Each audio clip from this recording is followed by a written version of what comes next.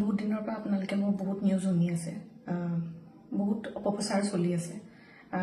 যি নিউজ বাজিছে তাৰ 10%ও সঁচা নহয়। আৰু মই ইমান দিনে একো মাত মাতিব পৰা নাই, কাৰণ ইমান হেৰেছমেণ্ট, ইমান মেণ্টেল হেৰেছমেণ্ট, যোনটো কেতিয়াও মই ভাবাই নাছিলোঁ হ'ব বুলি, সেইখিনি মই পাৰ কৰিব লগা হৈছে। মেণ্টেলি প্ৰস্তুত নাছিলোঁ কোনো ধৰণৰ কথা ক'বলৈ বা কিবা ষ্টেটমেণ্ট দিবলৈ। সেইটো কাৰণে 7 দিন মই যেনে তেনে কটালোঁ। কিন্তু এতিয়া জোখতকৈ বহুত বেছি অপপ্ৰচাৰ চলিছে। বহুত ধৰণে মোক সাঙুৰ খুৱাইছে বিভিন্ন ক্ষেত্ৰত।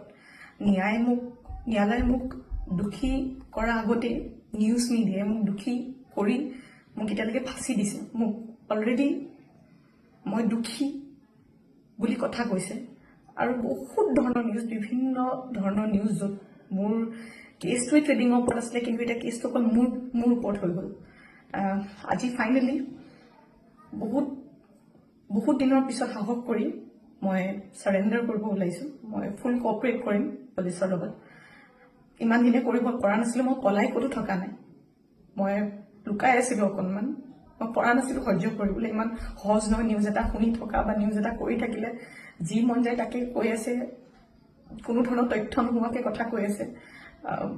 মই ভাবিছিলোঁ ইমানখিনি কেতিয়াও নিউজ মিডিয়াই নকৰে, ইমান তথ্য নথকাকৈ ইমান নিউজ নবজায়। কিন্তু আজি মিডিয়াৰ ফলত মই আজি দোষী।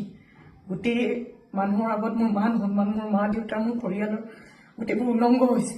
আৰু এতিয়া আৰু ধৈৰ্য ধৰিব পৰা নাই। চবৰে এটা সীমা থাকে।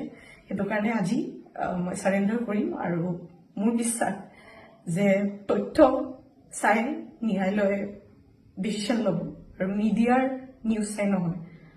চ' আজি মই চাৰেণ্ডাৰ কৰিম আৰু মই ফুল কোঅপাৰেট কৰিম পুলিচৰ লগত। আৰু মোৰ বিশ্বাস যে যদি মোৰ সত্য হয়, মোৰ কোনো ধৰণৰ শাস্তি নহয়।